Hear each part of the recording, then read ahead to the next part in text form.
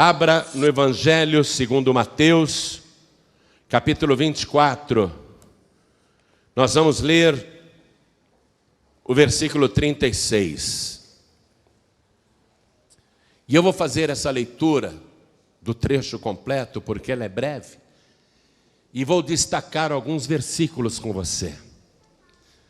Abra então em Mateus, capítulo 24, versículo 36, e olha ao teu lado, à tua direita, olha do outro lado também, veja se tem alguém sem a palavra de Deus, sem o Evangelho, e se tiver, mesmo não conhecendo a pessoa, aproxime-se dela para dividir esta leitura. Achou aí? Todos acharam? Jesus está profetizando. Você sabe que toda a profecia que ele fez, para aquela época, se cumpriu infalivelmente. Ele disse para os discípulos: vocês estão vendo este templo de Jerusalém? E os discípulos estavam maravilhados, porque era tão grande e tão majestoso, que o grande templo de Jerusalém era considerado uma das 7 maravilhas do mundo antigo. Pessoas do mundo inteiro iam para lá para ver aquela construção monumental. Pedras colocadas nas muralhas e também nas paredes, cada uma pesava cerca de 5 toneladas, uma única pedra. E eram milhares de pedras. Jesus disse: não vai ficar aqui pedra sobre pedra que não seja derribada. Jerusalém será pisada, sitiada, o povo será disperso. Israel, a figueira, ela sofrerá com isto, porque não conheceu o tempo da sua visitação. Israel não disse: bendito o que vem em nome do Senhor, por isso todas estas coisas lhe sobrevirão. E Jesus profetizou para Israel, para Jerusalém, para o templo, e tudo se cumpriu. No ano 70 da era cristã, a cidade de Jerusalém foi queimada, a maior parte dos moradores foi morta, o templo de Jerusalém foi derribado, não ficou pedra sobre pedra. A construção que você vê hoje lá em Israel, o muro de Jerusalém, por exemplo, o muro ocidental, ou o muro das lamentações, como nós aqui no Brasil chamamos, aquele muro não é da época de Cristo, não. Aquilo é bem recente, porque o que havia na época de Jesus não ficou pedra sobre pedra. Jesus falou para Cafarnaum: Cafarnaum, você pensa que vai crescer até o céu? Até o inferno você será abatida, porque você viu milagres que nunca ninguém viu e nem assim se converteu. E não deu outra. Cafarnaum, você vai lá hoje, tudo é só ruína. Tudo que Jesus profetizou sobre Israel aconteceu, o que ele profetizou sobre a igreja primitiva aconteceu, enfim, tudo que ele profetizou para o mundo vem acontecendo, o que ele profetizou para a época que antecede o dia do arrebatamento da igreja está ocorrendo. Nós estamos assistindo isso na nossa geração. Então, quando Jesus começa a profetizar, você tem que prestar atenção, porque ele não é um profeta, viu? É o próprio Deus falando. É assim que vai acontecer. O Islã, os muçulmanos, consideram Jesus um grande profeta, mas eles acham que Maomé é maior. Muitas religiões consideram Jesus um profeta, mas Jesus não é um profeta. Jesus é o próprio Deus. Ele fala e do jeito que ele diz, assim acontece. E olha o que ele falou aqui, eu vou ler Mateus capítulo 24, versículo 36 em diante. Ele diz: porém, daquele dia e hora ninguém sabe, nem os anjos dos céus, nem o Filho, mas unicamente meu Pai. E como foi nos dias de Noé, assim será também a vinda do Filho do Homem. Porquanto, assim como nos dias anteriores ao dilúvio, comiam, bebiam, casavam e davam-se em casamento, até o dia em que Noé entrou na arca, e não o perceberam, até que veio o dilúvio e os levou a todos, assim será também a vinda do Filho do Homem. Ele está falando sobre a sua vinda. E aqui, a partir do versículo 40, ele começa a falar do arrebatamento. Então, estando 2 no campo, será levado um e deixado o outro. Estando 2 moendo no moinho, será levada uma e deixada a outra. Vigiai, pois, porque não sabeis a que hora há de vir o vosso Senhor. Mas considerai isto: se o pai de família soubesse a que vigília da noite havia de vir o ladrão, vigiaria e não deixaria que fosse arrombada a sua casa. Por isso, estai vós apercebidos também, porque o Filho do Homem há de vir a hora em que não penseis. Amém? E aqui eu vou destacar o versículo 36, o 42 e o 44. O 36, onde ele diz: porém, daquele dia e hora ninguém sabe. Ele está falando do arrebatamento da igreja. Daquele dia e hora ninguém sabe, nem os anjos dos céus, nem o Filho, mas unicamente meu Pai. Versículo 42. Vigiai, pois, porque não sabeis a que hora há de vir o vosso Senhor. Versículo 44. Por isso, estai vós apercebidos também, porque o Filho do Homem há de vir a hora em que não penseis. Eu vou ler apenas esses 3 versículos e cada pessoa que está comigo aqui na sede da Paz e Vida repete em seguida. Vamos lá. Porém, bem alto, porém, daquele dia e hora, ninguém sabe, nem os anjos dos céus, nem o Filho, mas unicamente meu Pai. Vigiai, pois, porque não sabeis a que hora há de vir o vosso Senhor. Por isso, estai vós apercebidos também, porque o Filho do Homem há de vir a hora em que não penseis.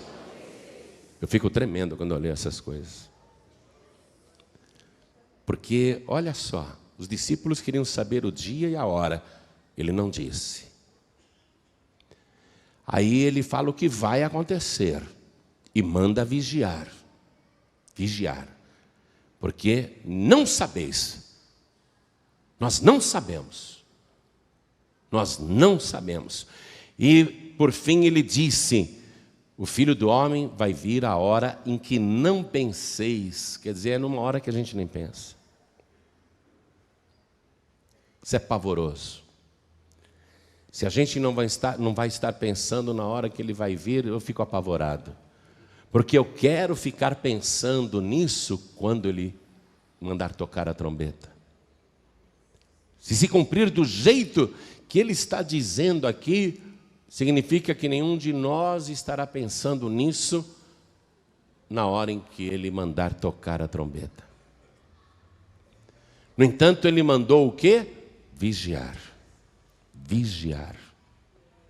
Temos que vigiar. Amém? E isto está para acontecer. Eu não sei se você sabe disso, mas a volta de Jesus aqui na terra vai se dar em 2 fases. A segunda vinda de Jesus a este planeta vai se dar em 2 momentos. Primeiro momento, ele virá em oculto nas nuvens dos céus, mandará os seus anjos aos 4 cantos da terra, que tocarão a trombeta simultaneamente. O som desta trombeta será ouvido apenas por quem estiver vigiando e por quem for salvo, por quem estiver firme na presença do Senhor, por quem estiver perseverando, e a pessoa ouvirá, e mais rápido do que um piscar de olhos, o corpo de cada salvo que ouvir a trombeta será transformado à semelhança do corpo de Jesus, e numa velocidade mais rápida do que a luz, a pessoa vai se encontrar com o Senhor Jesus nos ares. Dos 4 cantos do mundo, pessoas estarão sendo arrebatadas violentamente, repentinamente, e de todas as partes, multidões estarão indo para a mesma direção, ao encontro do Senhor Jesus nos ares. O Espírito Santo será retirado da terra também nesta ocasião, e vai começar no planeta o reinado do anticristo, que aparentemente vai governar bem durante 3 anos e meio, fazendo acordo de paz com Israel, com os árabes. O mundo vai ter uma aparente tranquilidade, mas 3 anos e meio depois, na metade da semana de anos, o anticristo vai arrancar a sua máscara e ele vai escancarar a terra para todos os demônios, juntamente com a besta e o falso profeta. Aí começa de fato a grande tribulação, um período de sofrimento que Jesus disse: nunca houve, nem jamais haverá. Enquanto isso, os que foram arrebatados estarão com Cristo nas bodas do Cordeiro. A semana de anos continuará, enquanto aqui na terra a grande tribulação estará atingindo o seu ponto máximo. O ponto máximo da grande tribulação será o aniquilamento total de Israel, bem como a destruição de todos os que acreditam em Deus, o Deus de Abraão, e os desviados que não subiram, que ficaram para a grande tribulação. Muitos morrerão. Quando a semente de Abraão estiver para ser finalmente exterminada, então Jesus lá na glória dirá para os salvos, para os arrebatados: cada um de vocês montem agora num cavalo branco, um cavalo que voa, e vocês vão me seguir até a terra, porque nós vamos destruir o anticristo, a besta e os falsos profetas, e nós iremos governar a terra por 1000 anos. Esta é a história, amém? Então, quando Jesus, na segunda fase, se manifestar ao mundo, aí sim, se cumprirá a profecia que diz que todo olho o verá, até aqueles que o traspassaram. A terra inteira o verá. Será visível para todo mundo. Aí não será em oculto. Você entendeu isso? A volta de Jesus em 2 fases. Primeiramente em oculto, secretamente, apenas para os salvos, apenas para a igreja. E no final da semana de anos, cujos dias serão abreviados por causa dos escolhidos, porque Jesus disse: se aqueles dias não fossem abreviados, nenhuma carne se salvaria, mas por causa dos escolhidos, aqueles dias serão abreviados. E ele fala dos escolhidos, ele está se referindo principalmente ao povo judeu. Aí quando ele abreviar a grande tribulação, para evitar que toda a carne dos escolhidos pereça, então ele virá publicamente para todo o planeta. Quem entendeu, diga amém. Amém? Então, que momento que nós estamos vivendo agora? Momento que antecede a grande tribulação, o reinado do anticristo, o domínio da besta e do falso profeta, e ao mesmo tempo estamos vivendo o período que antecede o arrebatamento da igreja. O mundo vai viver um momento sem volta. Os que não são salvos passarão por isso, ficarão na terra e serão governados pelo anticristo. E os salvos, os que estão vigiando, os que estão esperando, esses têm que estar atentos para que escutem a trombeta soar. Por isso que não é hora de desviar, não é hora de vacilar, é hora de ficar firme com Jesus.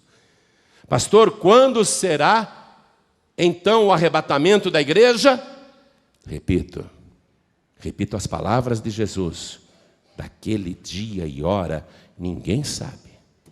Não me pergunte, eu não sei. Eu só sei que ele disse isso: vigiai, porque não sabeis a que hora há de vir o vosso Senhor. Por isso, estai vós apercebidos também, porque o Filho do Homem há de vir a hora em que não penseis. Amém? Você crê que Jesus fez esta profecia? Você consegue sentir na tua alma uma expectativa espiritual nesse planeta que está gemendo sentindo as dores de parto? Você consegue sentir no teu interior que realmente o tempo está próximo? Quem consegue sentir isso? Pastor, eu sinto que o tempo está próximo. O tempo está próximo, mas eu não sei daqui a quanto tempo. E ninguém sabe. Amém? Mas nós vamos ter que viver cada dia que ainda nos resta, esperando o toque da trombeta. Não podemos ir para o mundo, não podemos desviar, não podemos voltar a fazer as coisas erradas e a viver como era a nossa vida antigamente. Temos que estar firmes na presença de Deus, em comunhão com o Senhor, participando da Santa Ceia, participando da carne, que é o corpo de Cristo, e participando também do seu sangue. Amém? Isso é risível, toda tentativa humana de se calcular e se prever o dia da volta de Jesus. Se nem os anjos sabem, anjos que são superiores ao ser humano em força, em capacidade, se nem os anjos sabem, como é que alguém aqui na terra se acha tão inteligente, capaz, sábio, para calcular datas e prever dias, seja para o arrebatamento da igreja, seja para o fim do mundo? Toda vez que você ver alguém marcando dia e hora, dizendo que Jesus vai voltar, ou que o arrebatamento vai acontecer tal dia, ou tal dia será o do juízo final, você na hora despreze tal pessoa, porque é um falso profeta. Não foi dado por Deus a ninguém conhecer o dia e a hora. Amém? Então eu vou falar algumas coisas aqui. Você já ouviu falar de Joseph Smith Jr.? Já, né? Muita gente já ouviu. Quem não ouviu vai saber. O Joseph Smith Jr. nasceu no dia 23 de dezembro de 1805, no começo do século XVIII. Nasceu em 1805. Ele foi o fundador da Igreja de Jesus Cristo dos Santos dos Últimos Dias. Bonito nome, né? Bonito nome. Ele contou, para sensibilizar os seus seguidores, que ele morava numa zona rural e que ele foi para um monte, ali no meio daquela área rural, e o próprio Deus e Jesus Cristo apareceram para ele, dizendo que ele não deveria se filiar a nenhuma igreja, porque nenhuma prestava, mas que ele iria abrir a igreja certa. E é lógico que com esta pregação muita gente acreditou nele. E ele passou a ter seguidores. Aí Joseph Smith Jr. marcou um dia para a volta de Jesus. Ele disse naquela época que Jesus voltaria no dia 3 de novembro de 1831. Ele não disse apenas de boca, ele escreveu. Ele disse: Jesus vai voltar no dia 3 de novembro de 1831. E foi aquela euforia. A igreja dele cresceu muito. Quando chegou no dia 3 de novembro de 1831, Jesus não voltou. Aí ele deu algumas desculpas e marcou uma nova data para a volta de Jesus, porque ele disse que tinha sido avisado do retardamento.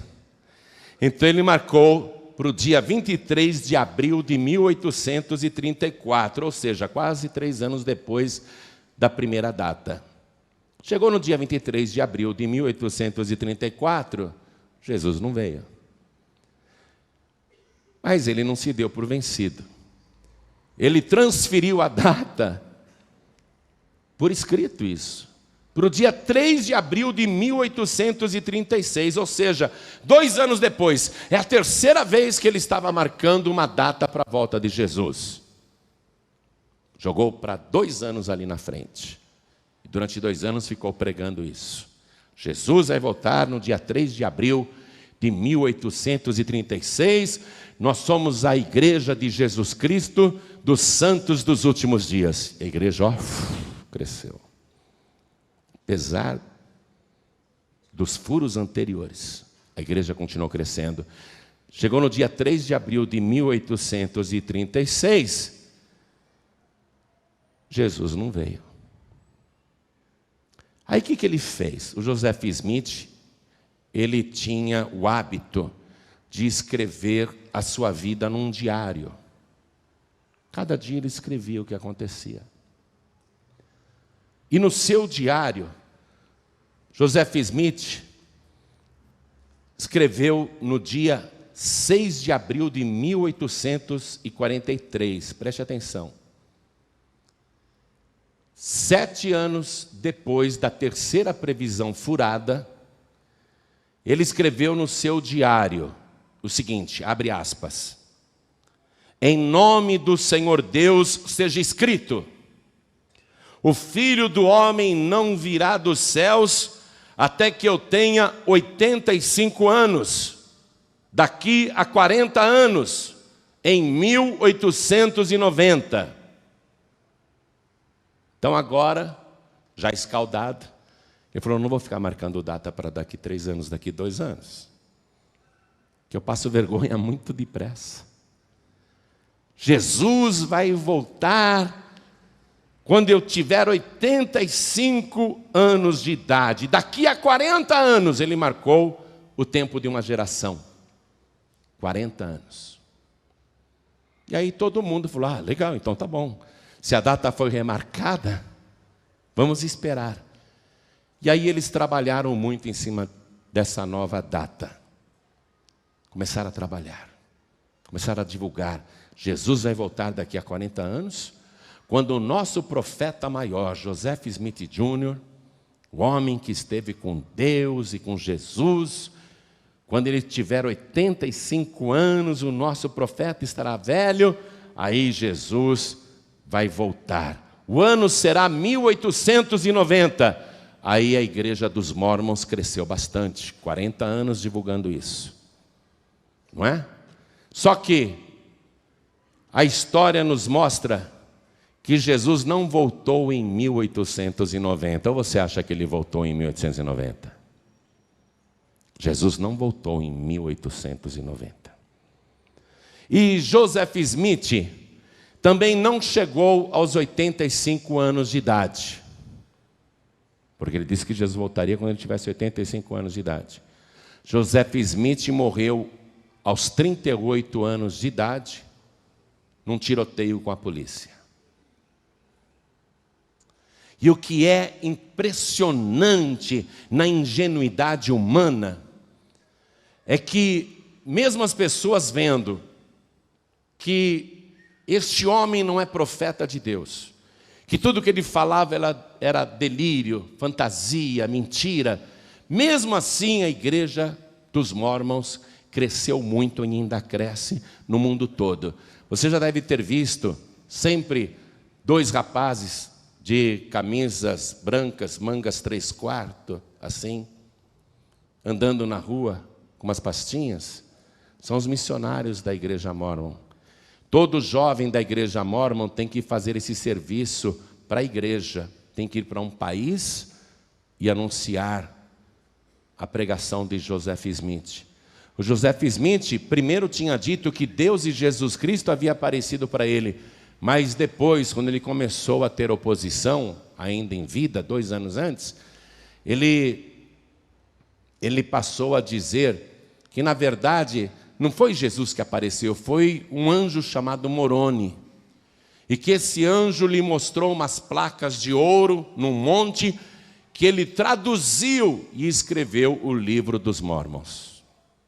Que na igreja dos Mormons é dado como se fosse literatura bíblica inspirada por Deus. E as pessoas estão lá, frequentando a igreja dos Mormons. São igrejas bonitas, bem construídas, tem no mundo inteiro. E tem muita gente no Brasil, até recebendo o ensinamento deles. Será que aqui dentro tem alguém que já foi da Igreja dos Mórmons? Tem alguém? Pode falar. Já? Você vê? É verdade o que eu estou falando ou é mentira? Porque eu não sou falso profeta. E isso está na história. O que eu estou dizendo aqui, você pode entrar na internet e você vai ter todas essas informações que eu estou te passando. Eu só compilei isso para você. Mas você veja só, mesmo se comprovando que tudo que Joseph Smith pregou é falso, há seguidores. Porque Jesus disse que nos últimos dias surgiriam muitos falsos profetas que enganariam a muitos. E Joseph Smith, ainda hoje no mundo, engana milhões. Eu quero que você vá comigo no livro de Deuteronômio, capítulo 18, versículo 21. Olha, quando aparecer alguém da Igreja dos Mórmons querendo te dar curso bíblico de graça ou curso de inglês, você fala muito obrigado. Eles estão dando até curso de inglês grátis agora para seduzir os brasileiros, para levar a pessoa para a igreja deles. Quando alguém da Igreja dos Mórmons conversar com você, convida ela para vir aqui para Paz e Vida, tá? Faça um favor para ela, vê se resgata aquela alma. Olha o que está escrito em Deuteronômio, capítulo 18, versículo 21. Achou aí? E se disseres no teu coração, como conheceremos a palavra que o Senhor não falou? Porque o Joseph Smith está dizendo que Deus apareceu para ele e Jesus também, mas que depois era um anjo chamado Moroni. Como conheceremos, hein? Como saberemos a palavra que o Senhor não falou? Versículo 22, a resposta: quando tal profeta falar em nome do Senhor, e tal palavra não se cumprir, nem suceder assim, esta é palavra que o Senhor não falou, com soberba a falou o tal profeta, não tenhas temor dele. Como é que você conhece um falso profeta? Se a palavra que ele disse não se cumprir, ele é falso profeta. Não tenha temor dele. Você não precisa achar que o Joseph Smith Jr. era um homem de Deus, um mártir, um coitado, um incompreendido, um perseguido. Falso profeta. E todos que estão seguindo os seus ensinamentos estão sendo enganados. Mas é bíblico que isso aconteça. Jesus disse que isso iria acontecer. Veja o versículo 20, aí mesmo. Aí mesmo, veja o versículo 20. Porém, o profeta que presumir soberbamente de falar alguma palavra em meu nome, isso é o próprio Deus falando, que eu não lhe tenho mandado falar, ou o que falar em nome de outros deuses, o tal profeta morrerá. Por isso que o Joseph Smith Jr. morreu com 38 anos de idade num tiroteio com a polícia. O cara era um bandido, um saqueador, um marginal, um picareta. Mas engana muitos também nos dias de hoje. Aonde que Joseph Smith provou que era um falso profeta? Antes de fazer qualquer previsão, a primeira, quando ele fez a primeira, ele já estava provando que era um falso profeta. Por quê? Porque eu acabei de ler para você a profecia de Jesus, quando ele disse, daquele dia e hora ninguém sabe, nem os anjos. Porque ele disse, vigiem, porque vocês não sabem que hora há de vir o vosso Senhor.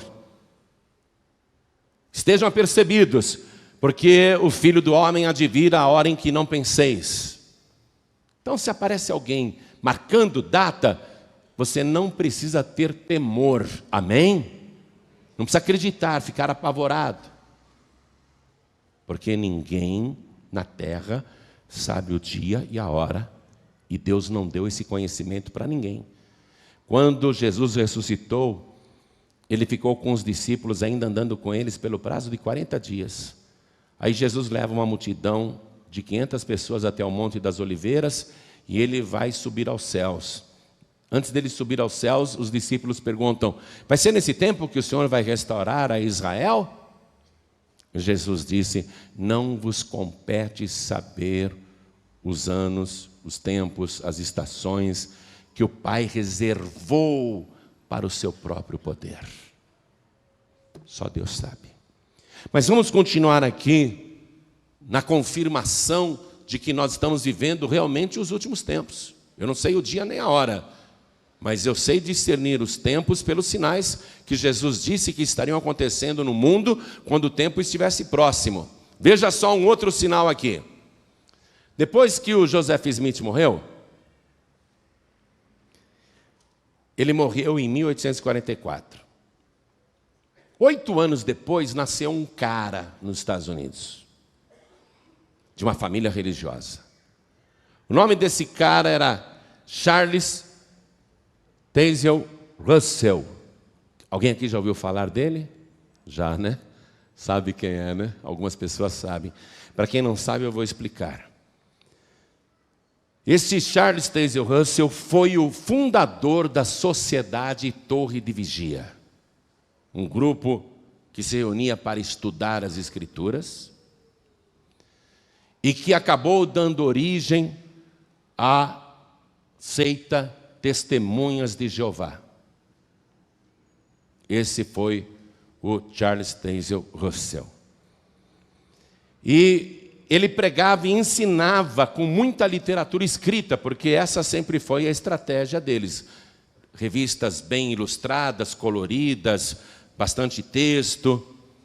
Esse Charles Taze Russell, ele ensinava por escrito que Jesus já tinha vindo em secreto aqui na terra no ano de 1874. Preste atenção.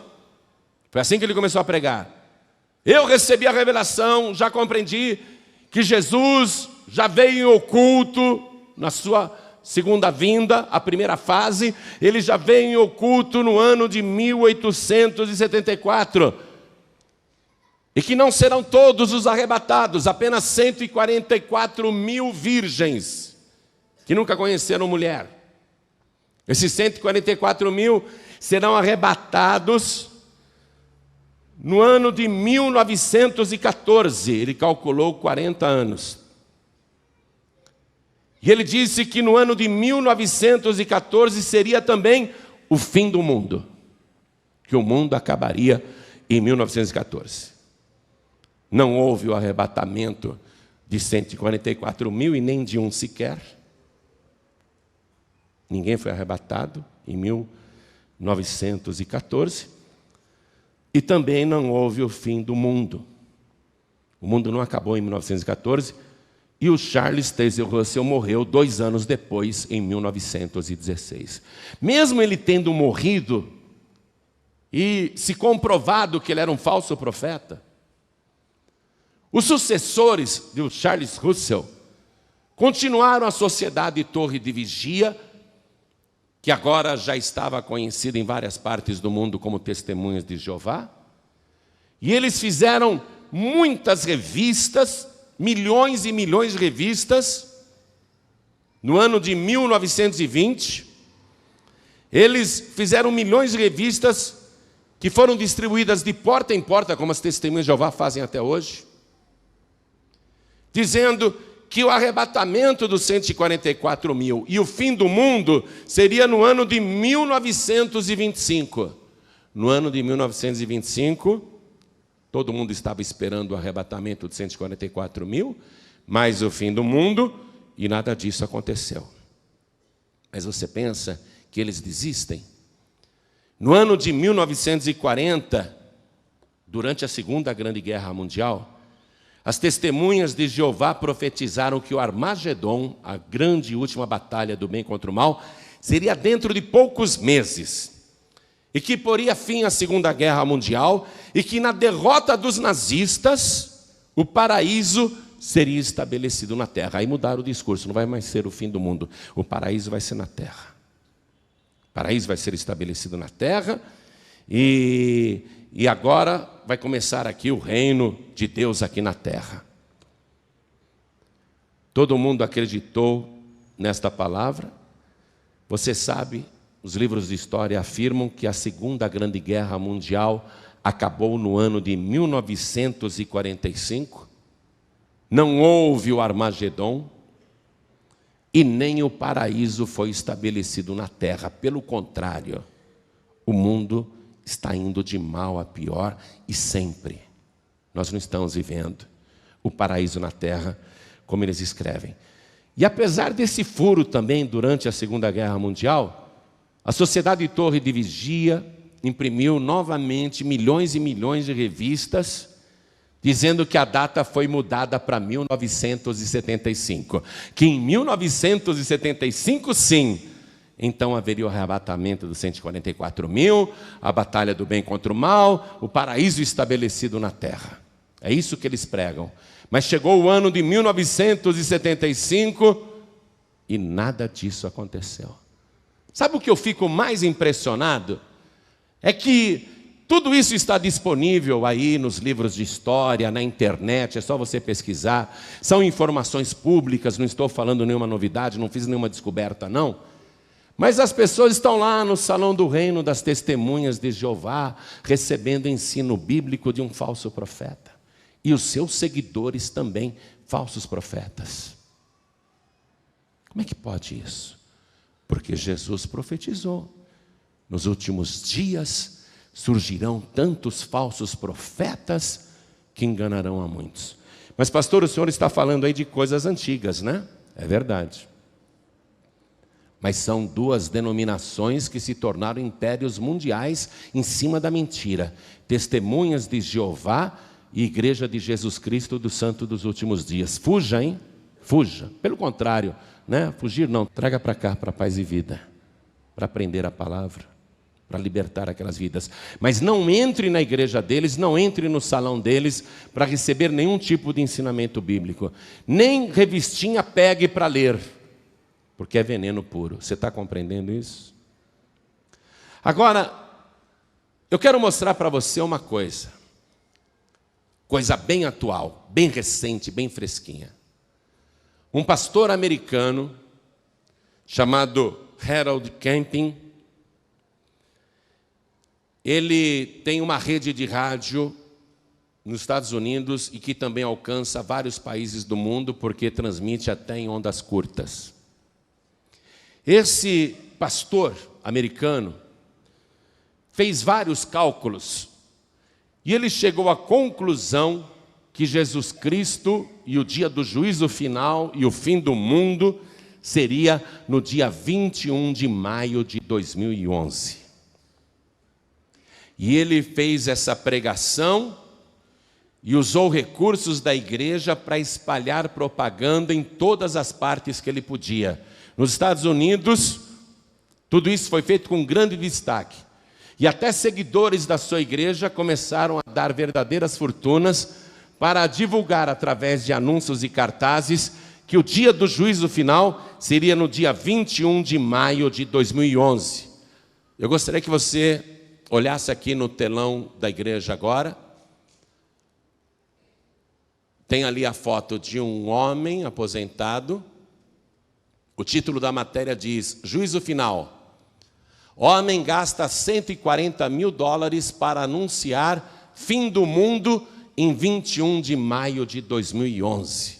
E ali está o anúncio dele em inglês, dizendo que haveria um terremoto global que devastaria a terra e seria o julgamento final, dia 21 de maio de 2011. Vamos ler a matéria? Um aposentado americano, 60 anos, gastou $140.000 em anúncios espalhados por toda Nova York, que advertem que o fim do mundo vai acontecer no dia 21 de maio. Convencido de que um poderoso terremoto provocará o caos em todo o planeta, informa nesta quinta-feira o jornal Daily News. Robert Fitzpatrick, que trabalhava no serviço de transporte público de Nova York, espalhou em diversos ônibus e vagões de metrô milhares de cartazes apocalípticos, nos quais alerta que o dia do juízo final cairá no sábado da semana que vem. Ainda bem que eu estou lendo uma notícia velha. Continua. O americano gastou $90.000 em propagandas no metrô e $50.000 nos ônibus. Indica a versão online do Daily News, que destaca que essa quantia representa as economias de toda a vida do homem. 60 anos, aposentado, conseguiu guardar 140 mil dólares, acreditou no falso profeta e gastou tudo em propaganda, anunciando o dia do juízo final. Aí abre aspas, terremoto global, o maior de todos os tempos, dia do juízo final, 21 de maio. Anunciam os cartazes em questão, que mostram também a esfera de um relógio a ponto de marcar a meia-noite, 12 horas, sobre uma fotografia de uma paisagem noturna de Jerusalém e um versículo da Bíblia. Colocou lá um versículo. Fitzpatrick começou a acreditar na fatídica profecia após conhecer o grupo cristão evangélico Family Radio, cujo pastor Harold Camping realiza presságios usando cálculos numerológicos e afirma que só os verdadeiros crentes se salvarão. É um cara de pau, se nem ele é verdadeiro. Camping chegou a essa conclusão após supostamente estudar a Bíblia e porque, segundo ele, é uma data exatamente 7.000 anos depois que Noé se salvou do dilúvio. Eu queria saber onde ele arrumou essa data. O dia do dilúvio, porque eu também não sei. Abre aspas.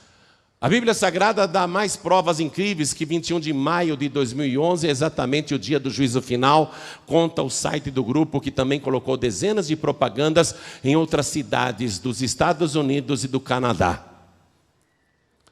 Aí, isso aconteceu nos Estados Unidos. Só que eu estava dirigindo o meu carro aqui em São Paulo, fui para o Grande ABC, procurar salão para alugar para Paz e Vida, aí eu vi esse cartaz. Eu não sei se você viu esse cartaz também por aí. Aqui no Brasil esse cartaz foi distribuído, esse outdoor. Olha aí, um totem com um painel gigante. O painel, a propaganda diz assim, o dia do julgamento, 21 de maio de 2011. A Bíblia garante isso. Olha que cara de pau. E está lá a propaganda familyradio.com. Esse grupo está no Brasil enganando muita gente. A sede é em Belo Horizonte. Mas eles espalharam cartazes no Brasil todo também, eu vi vários. Desse jeito aí, ó. Desse jeito mesmo. Anunciando para todo mundo o dia 21 de maio de 2011 como o dia do julgamento final. Deixa eu ler o restante da matéria. Um novo alerta apocalíptico chegou ao país com um aviso. O fim pode estar mais próximo do que se imagina. Um grupo cristão dos Estados Unidos e com representantes em Belo Horizonte está rodando o Brasil para divulgar a tese de que o juízo final está marcado para 21 de maio de 2011 e não para 2012, segundo a popular profecia feita pelos maias. Bom, essa dos maias, não vamos nem comentar, né? Continua. Com propagandas até nas traseiras de ônibus, os evangélicos da Family Radio. O duro é ouvir que essa gente é evangélica. O duro é ouvir isso, que Testemunha de Jeová é evangélico, que Igreja de Jesus Cristo dos Santos dos Últimos Dias é um grupo evangélico. O duro é ouvir isso, que o Family Radio é evangélico. Com propagandas até nas traseiras de ônibus, os evangélicos da Family Radio fazem malabarismo com números e datas da Bíblia para garantir que há provas de que o mundo vai acabar nos próximos meses. No Rio de Janeiro, um grupo vestido de branco circulou pelas ruas do centro com placas que alertavam para o fim do mundo. Há semanas, ônibus regulares circulam com os enigmáticos dizeres: 21 de maio de 2011, Deus vai trazer o dia do julgamento. Ainda põe Deus na história. A previsão bíblica foi interpretada pelo americano Harold Camping, responsável pela Family Radio, que tenta emplacar um apocalipse pela segunda vez em sua carreira de profeta. Escuta essa. Escuta essa. Eu fico admirado com a credulidade do povo. Esse Harold Camping não é a primeira vez que calcula uma data e erra. Olha o que está dizendo a matéria.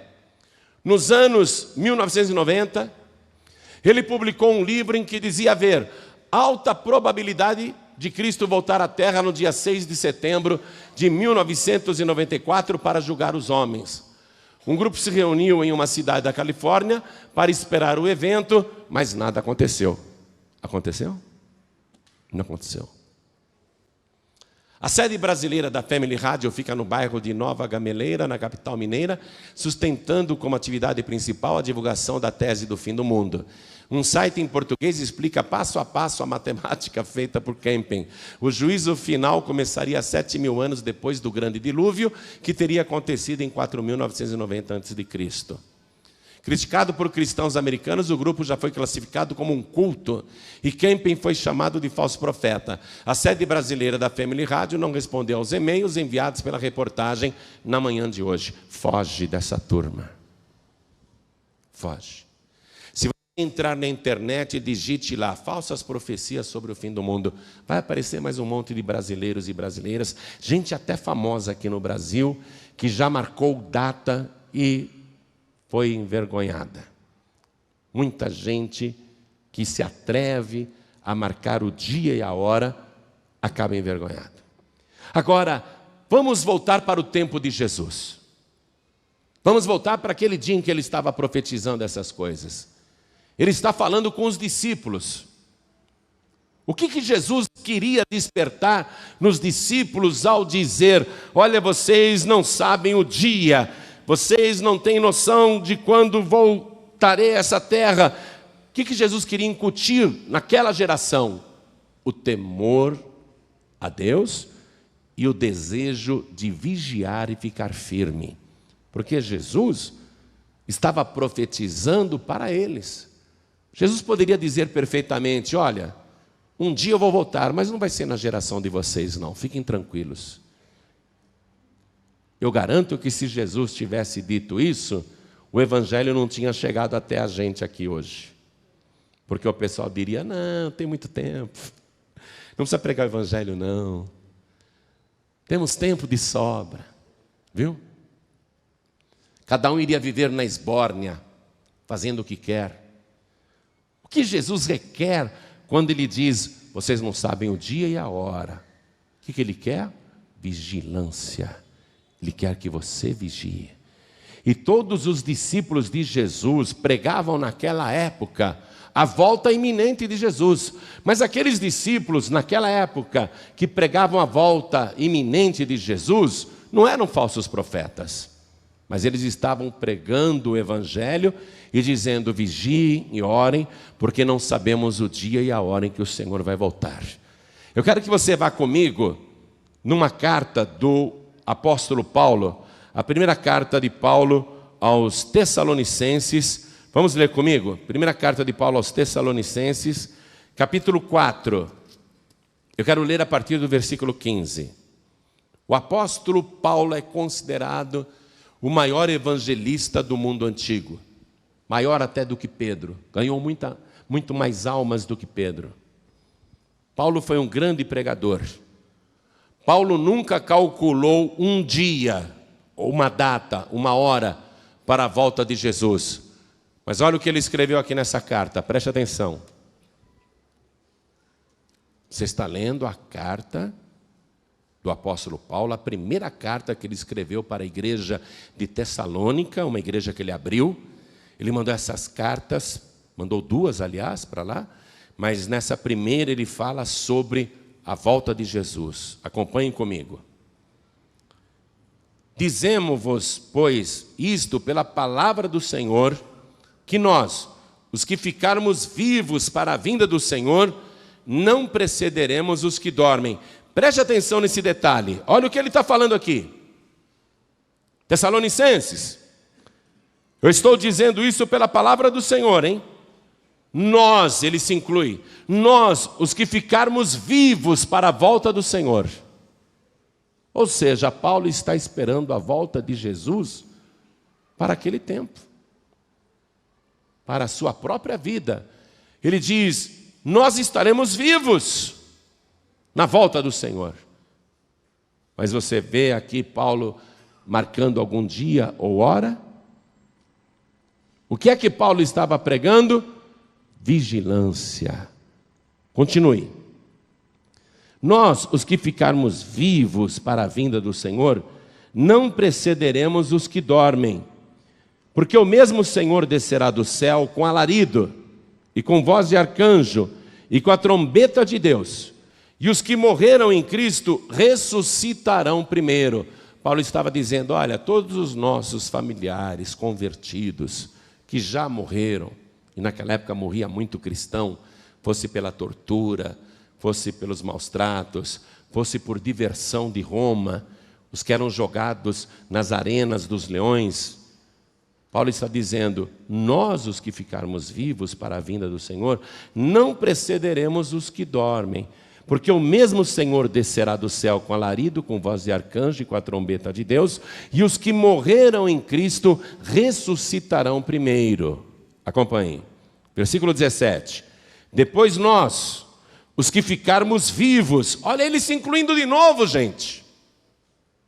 Depois nós, os que ficarmos vivos, seremos arrebatados juntamente com eles, com aqueles que tinham morrido em Cristo, ressuscitaram e subiram primeiro, nós seremos arrebatados juntamente com eles nas nuvens, a encontrar o Senhor nos ares, e assim estaremos sempre com o Senhor. Amém? Paulo nunca marcou data ou hora, mas pregou para a sua geração a volta de Jesus e a necessidade de vigiar. Eu quero que você vá comigo no livro de Apocalipse, para a gente terminar esta mensagem. Capítulo 22.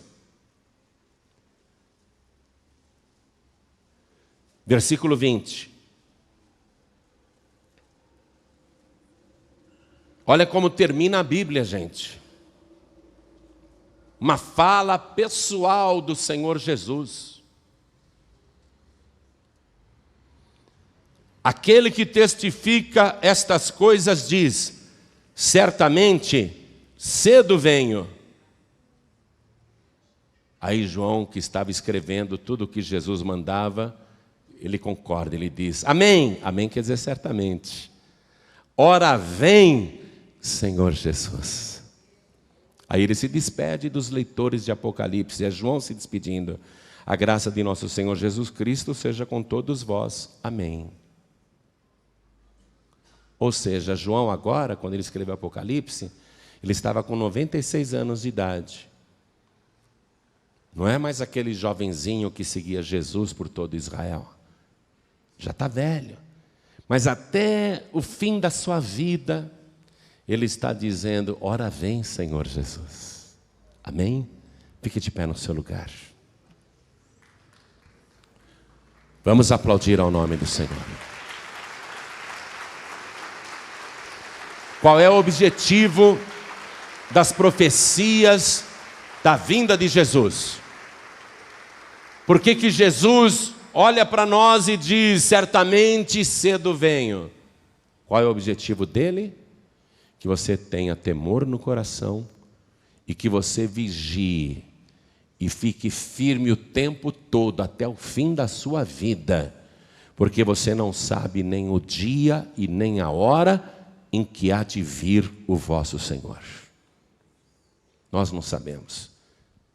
Esses falsos profetas que eu te ensinei, que eu citei aí, esses falsos profetas que eu te citei aí, o Joseph Smith Jr., o Charles Taze Russell, o Harold Camping, todos eles pareciam homens de Deus, mas marcaram uma data, eles comprovaram que são falsos profetas.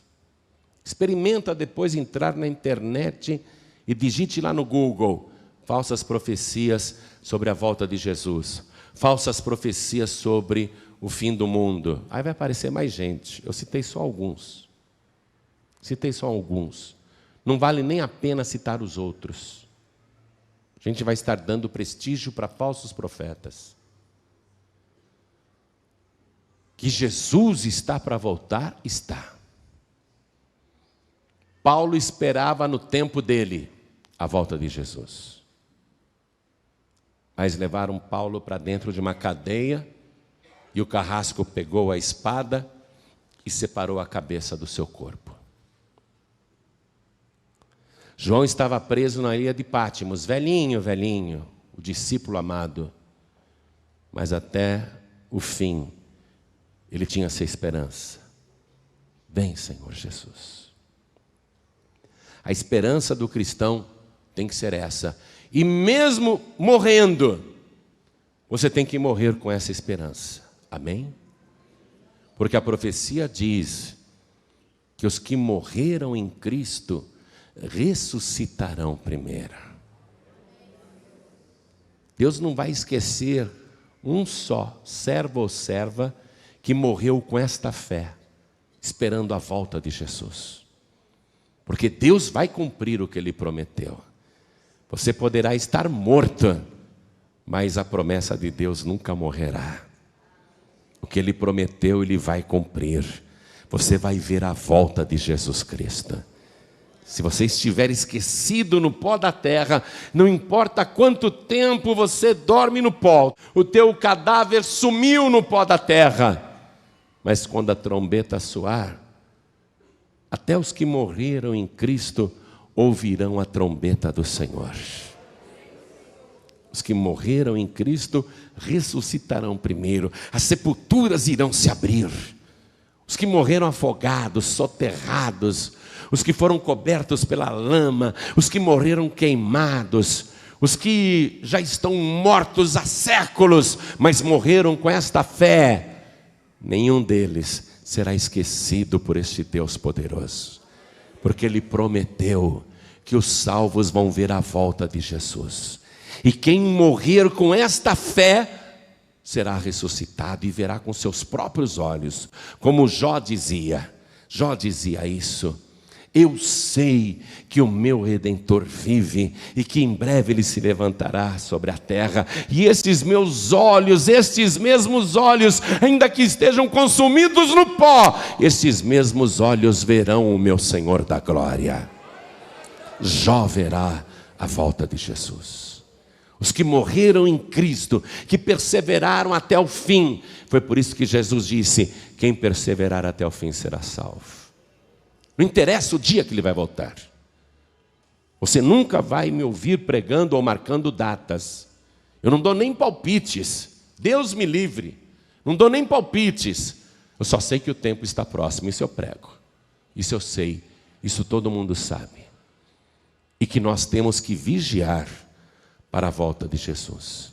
E se Ele não voltar na nossa geração, se Ele não voltar no nosso tempo, nós vamos ter que morrer com esta fé, olhando todos os dias para o céu, levantando todas as madrugadas e olhando para as estrelas e suspirando e dizendo como João: ora vem, Senhor Jesus. Essa é a nossa fé. Essa é a fé do verdadeiro salvo. Ele espera o Senhor até o fim. Se você morrer e Jesus não tiver voltado ainda, não se preocupe. Se você morrer com esta fé, o teu corpo será arrebatado do mesmo jeito.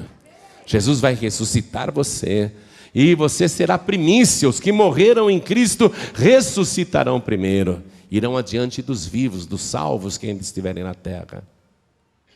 Se Jesus voltasse agora, se Jesus voltasse já, se a trombeta tocasse nesse momento, antes do meu corpo ser transformado, o meu avô, que morreu na fé, o meu avô, ele ressuscitaria primeiro, seria transformado antes de mim, iria ao encontro do Senhor Jesus nos ares. A minha mãe, que morreu na fé, na presença do Senhor, se a trombeta soasse agora, também a sua sepultura se abriria e ela sairia dali transformada, porque ela perseverou até o fim. Aí depois nós, os que estivermos vivos para a volta do Senhor, seremos transformados num abrir e piscar de olhos. E iremos ao encontro deles nos ares. Vou encontrar o meu avô, minha mãe, os meus parentes que morreram em Cristo já. A gente vai encontrar, você vai encontrar também os seus queridos que morreram em Cristo, você vai encontrá-los ali nas nuvens primeiro. Vai ser uma alegria, uma choradeira, abraça daqui, abraça de lá e chora muito. E aí virá o grande Rei, com poder e glória, comprovando que valeu a pena você ficar firme na fé até o fim. Ele virá e dirá para cada um que estiver ali, naquele grande hall, Ele dirá: vinde benditos de meu Pai, possuí por herança o reino que vos está preparado desde a fundação do mundo. Eu não vejo a hora de escutar isso. Essa profecia se cumprirá, porque Ele disse que dirá estas palavras. Não sabemos o dia e nem a hora, mas tudo acontecerá como vem acontecendo, do jeito que Ele disse. A pregação do Evangelho nesses últimos tempos é fundamental, porque através da pregação da palavra, vidas ainda podem ser resgatadas. E aqui mesmo, aqui hoje, agora, aqui mesmo, a pregação desta palavra, a palavra que foi enviada, ela vai produzir resultado. Aqui mesmo hoje vai ter pessoas dizendo: eu quero entregar minha vida para Jesus, porque eu creio que Ele é o Todo-Poderoso, eu creio que Ele é o El Shaddai, eu creio que Ele morreu na cruz do Calvário pelos meus pecados, eu creio que Ele vai voltar e que a sua vinda está próxima. Não sei o dia nem a hora, mas eu quero estar esperando o meu Senhor Jesus. Hoje mesmo vai ter gente aqui entregando a vida para Jesus. E Jesus disse: eu vou preparar-vos lugar. E quando tudo estiver preparado, eu virei outra vez e vos tomarei para mim mesmo, para que onde eu estiver, estejais também. As pessoas que aqui nesta vida querem estar com Cristo aqui na terra, Cristo também quer estar com essas pessoas ali na glória. Se a pessoa aqui nesta vida não quer estar com Cristo na terra, não estará com Cristo na glória. Quem me confessar diante dos homens, também eu confessarei diante do meu Pai que está nos céus. Essa é a hora. É a hora de você entregar a vida para Jesus, porque Ele não é homem, nem profeta, Ele é o próprio Deus. O que Ele profetiza acontece. Ele disse: passarão os céus e a terra, mas as minhas palavras jamais passarão.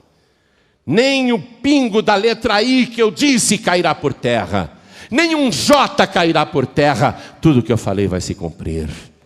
E sabe por que se cumpre? Porque Ele é Deus, porque Ele é o Verbo, Ele é a palavra.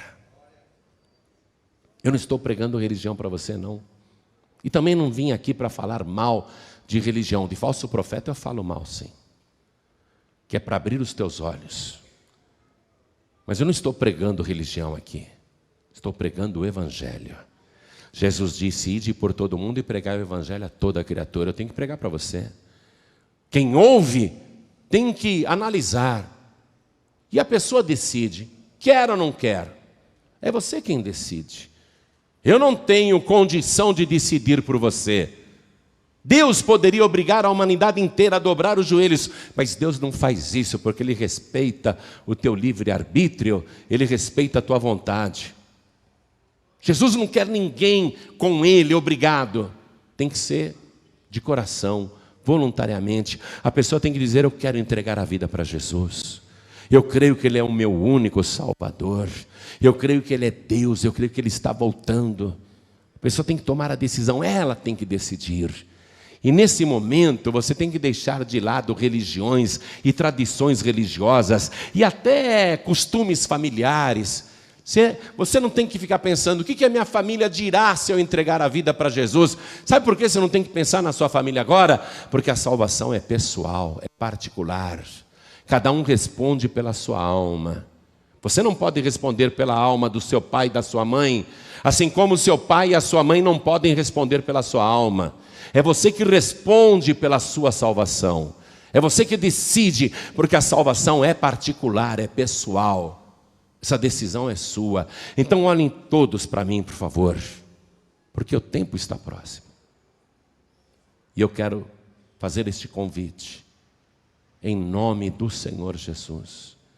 Eu quero perguntar agora Para cada pessoa aqui, eu quero perguntar: quantos aqui querem neste momento entregar a vida nas mãos de Jesus e recebê-lo como único, suficiente, exclusivo e eterno Salvador? Quem quer, erga a mão direita assim bem alto. Todos que querem, todos que querem. Muito bem, todos que ergueram as mãos, saiam dos seus lugares e venham aqui para frente comigo, venham para cá. Vamos aplaudir ao nome do Senhor Jesus por cada vida que está chegando, porque esse é o objetivo da pregação do Evangelho, a salvação das almas. Vamos aplaudir mais, igreja, vamos aplaudir mais. Vamos aplaudir mais, venha, venha. Eu não quero ficar insistindo, sabe por quê? Porque Jesus não é uma mercadoria barata que está em liquidação. Eu não quero ficar insistindo, quer, é de graça, quer.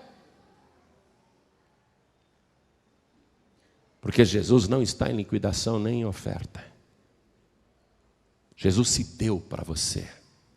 Se você quer a salvação, vem aqui para frente em nome de Jesus. Se você não quer, o problema é seu. Mas eu quero chamar aqui na frente também aquelas pessoas que estão sem igrejas e aquelas pessoas que estão afastadas da casa do Pai. Não me venha com aquela ladainha de que você só não está indo em igreja nenhuma, mas que você continua firme, que você continua crendo em Jesus. Não me venha com essa história não, você foi enganado pelo diabo. Se você não estiver ligado na igreja, que é o corpo de Cristo, você não subirá. Você tem que ser membro do corpo de Cristo. Não me venha com essa história que você não precisa de denominação para ser salvo. Ninguém precisa de placa de igreja para ser salvo, não. Mas você precisa da igreja como corpo, para você fazer parte, para você subir com o corpo de Cristo, que é a igreja. Então eu quero chamar aqui na frente todos os que estão sem igreja e todos que estão afastados, afastadas, e eu sei que tem. Saia do seu lugar, venha aqui para frente em nome de Jesus, porque o nosso Senhor está voltando. Venha, filha pródiga, venha, filho pródigo, saia do teu lugar, peça licença e venha aqui para frente em nome de Jesus. E vamos nos alegrar, igreja. Vamos fazer uma festa, porque o filho pródigo está voltando, porque a filha pródiga está voltando. E eu quero chamar aqui na frente ainda aquelas pessoas que estão cocheando entre o caminho e o mundo. Pessoas que estão vivendo uma vida dupla. Um pouquinho na igreja, outro tanto no mundo. Um pouquinho na igreja, outro tanto no mundo. Desse jeito você não subirá no arrebatamento. Você tem que ter uma posição firme na casa de Deus. Nós fazemos campanhas de oração na Paz e Vida e chamamos o povo para vir aqui 7 quartas-feiras, 7 domingos, 7 sextas-feiras, 7 semanas. Sabe para quê? Para segurar a pessoa na casa de Deus. Porque ela tendo um compromisso, pelo menos, pode ser, quem sabe, que ela estando aqui, Jesus Cristo volta. E ela estando na casa de Deus, ela sobe. Mas você não pode ficar se comportando como um religioso. Eu vou na igreja de quarta, eu vou na igreja de domingo, eu vou na igreja de sexta. Você não pode ser um religioso. Jesus disse para você vigiar e orar.